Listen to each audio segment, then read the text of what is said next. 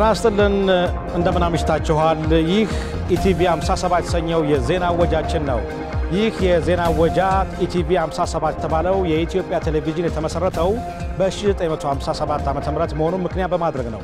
ይህ አበይት ዜና ወጃችን ስለሆነም በምስረታው ዓመት ተሰይመዋል። ዞትር ከምሽቱ ከ1 ሰዓት እስከ 3 ሰዓት ወደ እናንተ ይደርሳል። የተለያዩ ሀገራዊና ዓለም አቀፋዊ መረጃዎችን በማቅረብ ከናንተ ጋር የሚቆይ ይሆናል። ዛሬ የመክፈቻ ስነ ስርዓታችን ስለሆነ ሙሉ ማዕቀፉን ባናቀርብም የተወሰኑ ሀገራዊና ዓለም አቀፋዊ መረጃዎችን እናቀርባለን። መሰለ ገብሮት ነኝ፣ አብራችሁን ቆዩ። በቅድሚያም አበይት ዜናዎች። የኢትዮጵያ ብሮድካስቲንግ ኮርፖሬሽን በአዲስ መልክ የተደራጀውን የቀጥታ የ24 ሰዓት ስርጭቱን በይፋ ጀመረ። መንግስት የማህበራዊ ሚዲያዎችን ለሰላምና ልማት ግንባታ ላይ ማዋል እንዳለበት ተጠቆመ። የግብፁ ፕሬዝዳንት አብዱልፈታህ አልሲሲ 92 በመቶ ድምፅ በማግኘት ለሁለተኛ ጊዜ የሀገሪቱን ፕሬዝዳንታዊ ምርጫ አሸነፉ።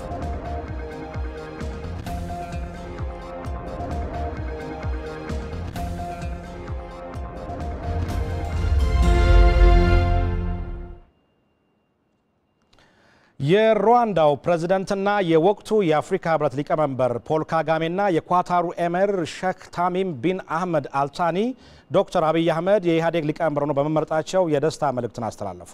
እንደ ውጭ ጉዳይ ሚኒስቴር መግለጫ በተለይ የሩዋንዳው ፕሬዝዳንት ፖል ካጋሜ ለዶክተር አብይ አህመድ በስልክ ባስተላለፉት መልእክት በኢትዮጵያ በነበረው ወቅታዊ ችግር አብዛኞቹ የምስራቅ አፍሪካ ሀገራት ስጋት ውስጥ እንደነበሩ አስታውሰዋል። በመሆኑም የኢህአዴግ ምክር ቤት ባካሄደው ውይይት ዲሞክራሲያዊ በሆነ ምርጫ የድርጅቱ ሊቀመንበር መምረጡ ችግሮቹን ለመፍታት አይነተኛ ሚና ይጫወታል ብለዋል። ለዶክተር አብይ የኳታሩን ኤሚር ጨምሮ የተለያዩ ሀገራት መሪዎችም የደስታ መግለጫና መልካም የሥራ ዘመን እንዲሆን ጉብኝታቸውን ገልጸዋል። ዘገባው የሪፖርተራችን ሀብታሙ ደባሱ ነው። የኢትዮጵያ ብሮድካስቲንግ ኮርፖሬሽን በአዲስ መልክ የተደራጀውን የቀጥታ የ24 ሰዓት ስርጭቱን በይፋ ጀመረ። ስርጭቱ በ3 የቴሌቪዥን ጣቢያዎች፣ በ3 የራዲዮ ጣቢያዎችና በማህበራዊ ሚዲያ የሚሰራጭ ነው። ሰመረ ምሩጽ ለኢትዮጵያ ሬዲዮ ዘርፍ ፈርቀዳጅ የሆነው የኢትዮጵያ ሬዲዮ ከ70 ዓመታት በላይ ለቴሌቪዥን ዘርፉ የመጀመሪያ የሆነው የኢትዮጵያ ቴሌቪዥን ደግሞ ከ50 ዓመታት በላይ በኢትዮጵያ ታሪክና ሁነቶች ውስጥ ዋነኛ ተዋናዮችና መረጃ አቀባዮች ሆነው ዘልቋል። በአንድ የሬዲዮና የቴሌቪዥን ጣቢያዎች በተገደቡ ሰዓቶች የተጀመረው ስርጭት ወደ 24 ሰዓታት ካደገ ዓመታትን አስቆጥሯል። ከማለዳው 12 ሰዓት ጀምሮ ደግሞ የኢትዮጵያ ብሮድካስቲንግ ኮርፖሬሽን በ3 የቴሌቪዥን ጣቢያዎች አንጋፋውን የኢትዮጵያ ሬዲዮን ጨምሮ በ3 የሬዲዮ ጣቢያዎች የ24 ሰዓት የቀጥታ ስርጭቱን በይፋ ጀምሯል።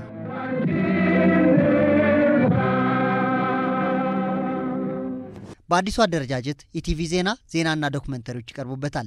ኢቲቪ ቋንቋዎች ደግሞ በተለያዩ ቋንቋዎች የተዘጋጁ ፕሮግራሞች ይተላለፉበታል። ኢቲቪ መዝናኛ የመዝናኛና የስፖርት ቻናል ሆነው ስርጭቱን ጀምሯል።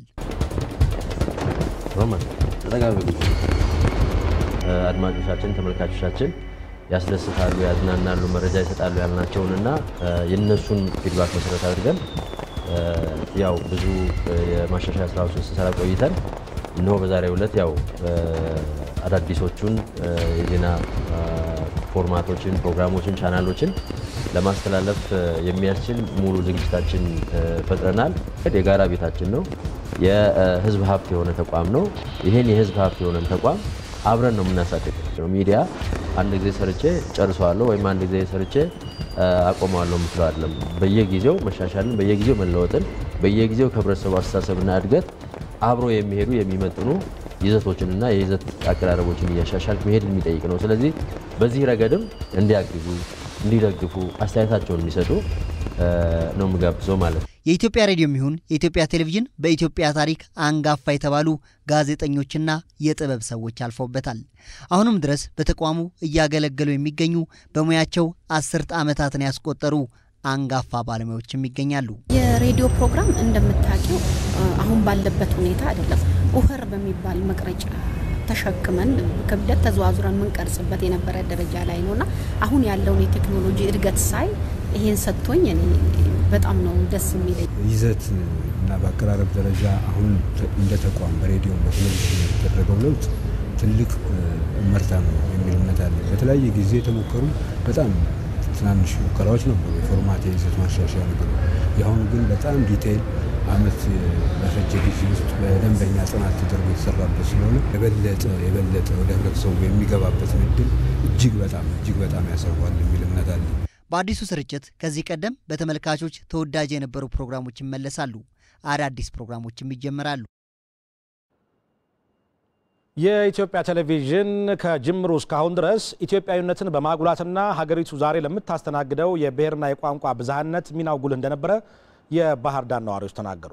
ጣቢያው ለክልሉ ሁለንተናዊ ለውጦች የተጫወተው ሚና ከፍተኛ እንደነበረ ተመልካቾች ጠቁመዋል። ሪፖርተራችን ራሄል ፍሬው አነጋግራቸዋለች። ፈርቀዳጅ በመሆን አንዱን ብሔር ከአንዱ ብሔር ጋር በማስተዋወቅ እንዲሁም ደግሞ ሀገራዊ ስሜትን በመፍጠር ብሔራዊ መግባባትን ለማምጣት በሚደረጉ መንጉዞች ውስጥ የፖለቲካ ስርዓቱ ያመጣቸውን ለውጦች በመዘገብና በመሰነድ እንደ አንድ ትልቅ የታሪክ መዝገብ ቤት ነው ኢቢሲን ወይም የኢትዮጵያ ቴሌቪዥን መመለከተው። ከመጀመሪያው ጀምሮ ከላይቭ ጀምሮ በቴክኖሎጂ እየታገዘ እየተሻሻለ ልዩ ፕሮግራሞችን እኔ ቆጥሬ ማልዘልቃቸው በጣም ጥሩ ፕሮግራሞች ነበሩ እና በጣም ነበር የምንከታተለው። ኢንተረስትድ ነበር በጣም የኢትዮጵያን ቴሌቪዥን ለመከታተል እኔ በበኩሌ በጣም ነበር የምፈልገው። ብዙ ቁም ነገሮችን እዛ አገኝ ነበር።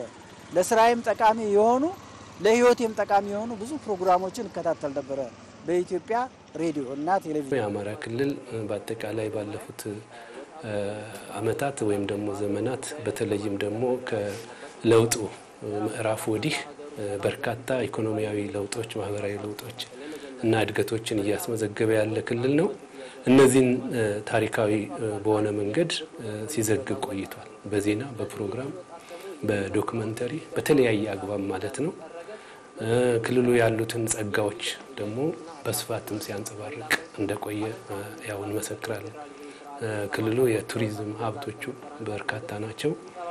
እነዚህን የቱሪዝም ጸጋዎች ሀገራዊ ሀብቶችም እንደመሆናቸው ጭምር ለሌላው ማህበረሰብ በማሳወቅ ረገድ የህብረተሰቡን ባህል አኗኗር ዘይቤ በማሳወቅ ረገድ ሰፊ ሚና ተጫውቷል። በልማቱም ረገድ በተለይ ደግሞ በግብርናው ላይ ፎከስ ያደረጉትን ለውጦች በየጊዜው ሲዘግብ የቆየ ሚዲያ እንደሆነ እናውቃለን ማለት ነው። በጣም ነው ማደንቀው የዚህ አካባቢ የሚደረጉት በአጠቃላይ በፖለቲካውም በኢኮኖሚውም በማህበራዊ ኑሮም በባህሉም አጠቃላይ ስናየው በአሁኑ ሰዓት ያለው የቴሌቪዥን አስተዋጽኦ በጣም ከፍተኛ ነው ብዬ መውሰድ ይችላል። ለምን ይሄንን የማየው ምንድነው ከመጀመሪያው ከነበረኝ እይታ አንፃርና አሁን ካለበት እድገት አንፃር ነው ማነጻጸረውና በጣም ትልቅ የሆነ ፕሮሞሽን ነው እየሰራ ያለው ቴሌቪዥን። መንግስት የማህበራዊ ሚዲያዎችን ለሰላምና ለልማት ግንባታ ላይ መዋል እንዳለበት ጠቆመ። ይህ የተጠቆመው የመንግስት ኮሚኒኬሽን ጉዳዮች ጽህፈት ቤት የህዳሴውን ግድብ ግንባታ 7ኛውን ዓመት ምክንያት በማድረግ የህዳሴው ትውልድ ዘላቂ ሰላምና ልማትን ለማረጋገጥ በሚል መሪ ቃል የፓናል ውይይት ባካሄደበት ወቅት ነው። ሜሮን በረዳ በዓለም ላይ በሚሊዮን የሚቆጠሩ ሰዎች የማህበራዊ ሚዲያ ተጠቃሚ ናቸው።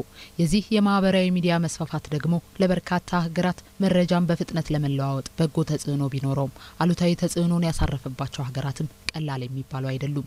ከጥቂት ዓመታት ወዲህ የማህበራዊ ሚዲያው በኢትዮጵያም አሉታዊ ተጽዕኖን እያሳረፈ ይገኛል። ታዲያ የዚህን ተጽዕኖ ለመቋቋም መንግስት የማህበራዊ ሚዲያው ለሀገር ግንባታ እንዲውል መስራት እንዳለበት ምሁራን ይገልጻሉ። እንደ መንግስት ማህበራዊ ሚዲያን በመጀመሪያ ደረጃ ጠቃሚ ነው ብሎ መውሰድ ያስፈልጋል።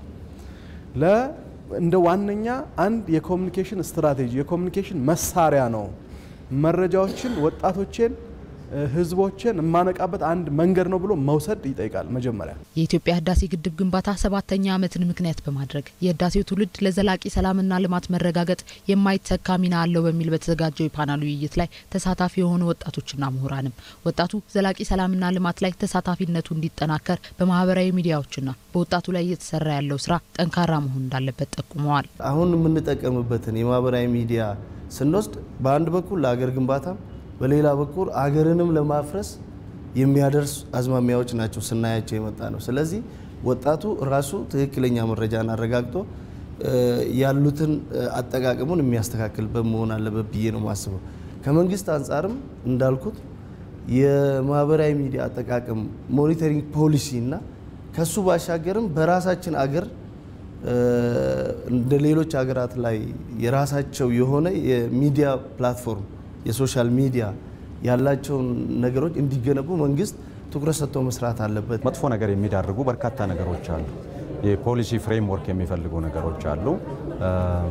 እነኚህ ፖሊሲ ፍሬምወርኮች ተበጅተው ወጣቶች ከእንዲህ አይነት ከአጉል ቦታዎች ካልታቀቡ እንግዲህ ወጣቶቻችን ኮራፕት እየሆኑ ነው የሚሄዱት እና በተለይ በትምህርት ቤቶች ዙሪያ ከመዋለ ሕጻናት ጀምሮ እስከ ከፍተኛ ትምህርት ተቋማት አካባቢ ያሉ ቦታዎች መቃኘት አለባቸው። ወጣቶች በብዙሃን መገናኛዎች በተለይም በማህበራዊ ድረገጾች የሚደርሷቸው መረጃዎች በአግባቡ መፈተሽ አለባቸው ያሉት የመንግስት ኮሚኒኬሽን ጉዳዮች ጽህፈት ቤት ኃላፊ ሚኒስትር ዶክተር ነገሪ ሌንጮ ተገቢውን መረጃ ለህብረተሰቡ የማድረስ ነጻነትና ኃላፊነት ያላቸውን ሚዲያዎች ለመፍጠርም እየተሰራ መሆኑን ጠቁመዋል። ጋዜጠኞቻችን በፍርሃት ድባብ ውስጥ ሆኖ መስራት የለባቸው፣ ነጻ መሆን አለባቸው። ኃላፊውን እየፈራን ህጉን ሳናውቅ መንግስት የሚባለውን ደግሞ አንድ ቦታ የሆነ ቦታ አድርገን እሱንም እየሰፈራን ለውጥ ማምጣት አንችልም። መንግስትን በልኩ ማወቅ አለብን፣ በልኩ ማክበር አለብን። ነፃነታችንን በዛው መሰረት መሆን አለበት። መብታችንን ማናቅ ከሆነ ደግሞ ልንጠቀምበት አንችልም። ስለዚህ ሚዲያዎቻችን ነፃ ብቻም ሳይሆን ደግሞ ኃላፊነት የሚሰማቸው እንደሆኑ እየሰራን ነው። ወጣቱን የህብረተሰብ ክፍል አጉል ለሆኑ ተግባሮች የሚገፋፉ ማስታወቂያዎችን ለመቆጣጠርም የማስታወቂያና የሚዲያ ፖሊሲዎች ላይ የማሻሻያና የማስተካከያ ስራ እየተሰራ መሆኑንም ገልጸዋል። በውጭ የሚኖሩ ኢትዮጵያና ትውልደ ኢትዮጵያውያን ለታላቁ የኢትዮጵያ ህዳሴ ግድብ ግንባታ የ1.3 ቢሊዮን ብር ቦንድ መግዛታቸውን የውጭ ጉዳይ ሚኒስቴር አስታወቀ። የውጭ ጉዳይ ሚኒስቴር ቃል አቀባይ አቶ መለስ አለም እንዳሉት ትውልደ ኢትዮጵያውያኑ ከቦንድ ግዥ ባለፈ በእውቀትና በቴክኖሎጂ ሽግግር የግድቡ ግንባታ እንዲሆን ድጋፍ እያደረጉ ነው። መንግስት ከ2002 ጀምሮ ባደረገው የቦንድ ግዥ ጥሪ መሰረት በውጭ ያሉ ኢትዮጵያውያን ከቦንድ ግዥ ባሻገር ስጦታ በመለገስ በየሀገሩ የህዳሴ ምክር ቤቶች እንዲቋቋሙ ጥረት ሲያደርጉ ቆይተዋል። እንደ ውጭ ጉዳይ ሚኒስቴር ቃል አቀባይ መለስ አለም ገለጻ በሌሎች ሀገሮች ያለው አስተዋጽኦ እንደተጠበቀ ሆኖ በመካከለኛው ምስራቅ የሚገኙ ዲያስፖራዎች በቦንድ ግዥ በኩል ከፍተኛውን ድርሻ ይይዛሉ። ዲያስፖራዎቹ የህዳሴ ግድብን በተመለከተ ለዓለም አቀፍ መገናኛ ብዙሃን በመጻፍ በመናገር በዲሞክራሲያዊ መስክ ለሀገራቸው ጥቅም አምባሳደሮች መሆናቸውን በተግባር አስመስክረዋል ብለዋል። ሪፖርተራችን ሀብታሙ ደባሱ እንደዘገበው። ካፍታ ቆይታ በኋላ እንመለስ።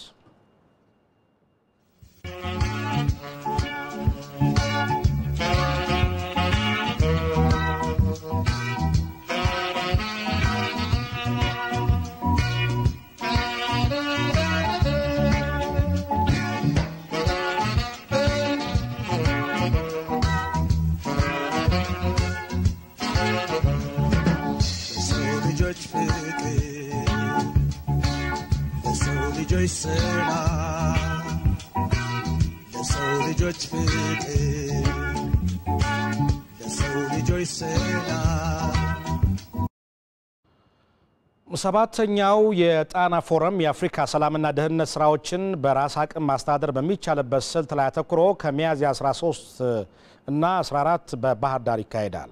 የቀድሞው የናይጄሪያ ፕሬዝዳንትና የጣና ፎረም ሊቀመንበር ኦሉሴጉን ኦባሳንጆ ተቀማጭነታቸው በአዲስ አበባ ለሆኑ የተለያዩ ሀገራት አምባሳደሮች በዘንድሮ ፎረም የትኩረት ነጥብ ላይ የቀድሞ ፎረም ምክክር አካሂደዋል። በውይይቱም ከዚህ በፊት በተካሄዱ የጣና ፎረሞች የቀረቡ ምክረ ሀሳቦችንና የፖሊሲ አቅጣጫዎች በአፍሪካ ህብረትም ሆነ ሀገራት በተናጠል በግብዓትነት እየተጠቀሙባቸው መሆኑን አመልክተዋል። የፎረሙ የዘንድሮ የትኩረት ነጥብ የአፍሪካን ሰላምና ጸጥታ አፍሪካውያን በራሳቸው ወጪና ቁጥጥር ስልት የራሳቸው በማድረግ ውጤታማ ተግባራትን መስራት የሚቻልበትን ምክረ ሀሳብ ያመነጫል ተብሏል። በተለይ በአፍሪካ ህብረት የለውጥ ሂደት ውስጥ የተያዘውን የፋይናንስ ራስን ለመቻል በተቀመጠው የለውጥ ሂደት ላይም ፎረሙ በትኩረት እንደሚመክር ተገልጿል።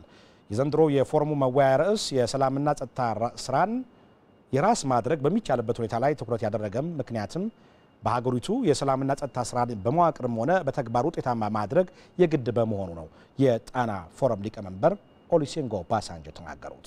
የዘንድሮ ፎረም የወቅቱ የአፍሪካ ህብረት ሊቀመንበር የሩዋንዳው ፕሬዝዳንት ፖል ካጋሜን ጨምሮ የተለያዩ ሀገራት ሚኒስትሮች፣ ከፍተኛ የስራ ኃላፊዎችና ፖሊሲ አውጪ አካላት በአጠቃላይ ከ200 በላይ ተሳታፊዎች ይገኛሉ ተብሎም ይጠበቃል።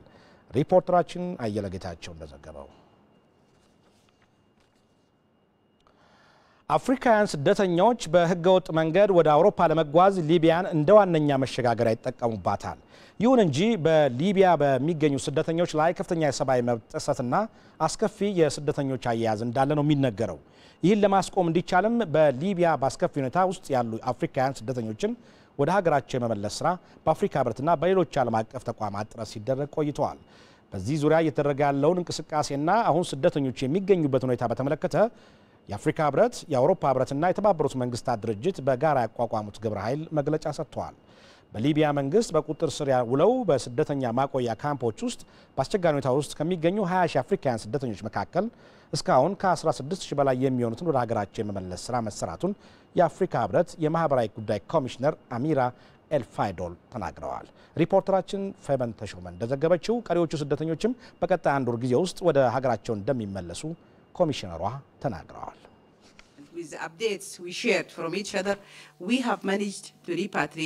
አሁን ባለኝ መረጃ መሰረት እስካሁን ከ16000 በላይ ስደተኞች ወደ ሀገራቸው ተመልሰዋል። ከነዚህ መካከል ግን 1000 የሚሆኑት ኒጀር በሚገኝ ጊዜያዊ ማቆያ እንዲቆዩ አድርገናል። እነዚህን የተመለሱ ስደተኞችም በሀገራቸው መልሶ የማቋቋም ስራም ከህብረቱ አባል ሀገራት ጋር በትብብር እየሰራን ነው። አብዱልፈታህ አልሲሲ በግብጽ በተደረገው ፕሬዝዳንታዊ ምርጫ አሸነፉ። የሀገሪቱ ብሔራዊ መገናኛ ብዙሃን እንዳስታወቀው ፕሬዝዳንቱ ያሸነፉ 92 በመቶ የመራጮችን ድምጽ በማግኘት ነው። በዚህም በድጋሜ የግብጽ ፕሬዝዳንት ሆነዋል። በሀገሪቱ ፓርላማ መቀመጫ ባላቸው ተወካዮች በአብዛኛው ድጋፍ ማግኘታቸው ተዘግበዋል። ከመጋቢት 16 እስከ 20 በሚቆየው የምርጫ ሂደት ለምርጫ ከተመዘገቡ 60 ሚሊዮን መራጮች 23 ሚሊዮኑ መርጠዋል። የአልሲሲ ተቀናቃኝ እጩ ሙሳ ሙስጠፋ ሙሳ 721 ሺህ ድምጽ ማግኘታቸውን አልሐራም ዘግበዋል። ሙሳ ውጤቱን በተመለከተ ድርድር ያልታየበትና ቆጠራውም ተጭበርብሯል ነው ያሉት። ሙሳ እንደ አውሮፓውያን አቆጣጠር በ2014 የሙስሊም ወንድማማቾች ፓርቲን በመወከል ተወዳድረው ከፍተኛ ድምጽ አግኝተው ነበረ። የግብጽ ፕሬዝዳንታዊ ምርጫ 2 ዙሮች ያሉት ሲሆን በፓርላማው መቀመጫ ካላቸው 464 የህዝብ ተወካዮች ፕሬዝዳንት ለመሆን 2/3 ድጋፍ ማግኘት አለበት ሲል አልጀዚራ ዘግበዋል። ብዙ ጊዜ የፕላስቲክ ጠርሙሶች ጥቅም ላይ ከዋሉ በኋላ የትም ሲጣሉና አካባቢ ሲያቆሽሹ በሀገራችን የሚስተዋል ጉዳይ ነው። እንግሊዝ ለዚህ ችግር መፍትሄ ለማበጀት ታዲያ የፕላስቲክ ጠርሙሶች ለገበያ ሲቀርቡ ለዳግም ግልጋሎት ተመላሽ የሚሆኑበት ክፍያ አዘል በአበረታች የህግ ማዕቀፍ ተግባራዊ ማድረጓን አስታውቃለች። ለቢቢሲ ዘገባ ሰይድ አለሙ። በእንግሊዝ በአመት ከ13 ቢሊዮን በላይ የፕላስቲክ ጠርሙሶች ለተጠቃሚዎች አገልግሎት ይሰጣሉ።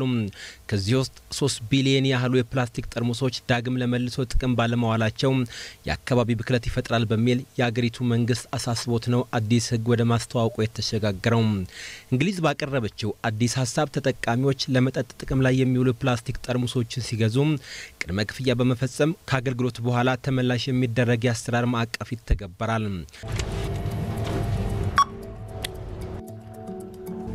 በዚህም የፕላስቲክ ጠርሙሶችን ለመልሶ ጥቅም ለማዘጋጀት አበረታች ይሆናል ተብሏል። በዚህ አሰራር የፕላስቲክ ጠርሙሶች ብቻ ሳይሆን አካባቢን ይበክላሉ ተብለው የተለዩ ከብረትና አልሙኒየም የተሰሩ ጣሳዎችንም የሚጨምር ይሆናል።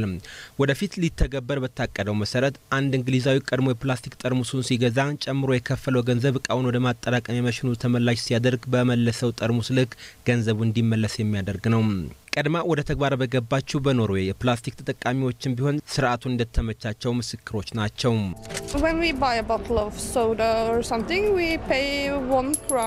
አንድ ሽግ የፕላስቲክ ለስላሳ ስንገዛ አንድ የኖርዌይ ክኖረር ተጨማሪ እንከፍላለን። ተጠቅመን ስንጨርስና ተመላሽ ስናደርግ ደግሞ የከፈልነው ገንዘብ ይመለስልናል። አሰራሩ ፕላስቲክን ለመልሶ ጥቅም ተባባሪ እንዲሆን ያደርጋል። ይህም ለአካባቢ ጥበቃ መልካም በመሆኑ የተቀደሰ ተግባር ነው። የአውሮፓ ሀገራት ውቅያኖሶች በፕላስቲክ እቃዎች ተበክለው በውሃ ውስጥ ያሉ እንስሳት ፕላስቲኮችን እስከ መመገብ መድረሳቸው አሳሳቢ መሆኑን ተከትሎ ፕላስቲኮችን መልሶ ጥቅም ላይ ለማዋል የሚያስችል የህግ ማዕቀፍ መተግበር ጀምረዋል። እንደ ጀርመን፣ ስዊድንና እስራኤል ያሉ ሀገራትን ጨምሮ 40 የዓለም ሀገራት ቀድሞ በሚከፈል ገንዘብ የፕላስቲክ ጠርሙሶችን ተመላሽ የሚሆኑበትን ስርዓት ዘርግተዋል። እንግዲህ ተመልካቾቻችን የኢቲቪ 57 የዜና ወጃችን ይህን ይመስል ነበር።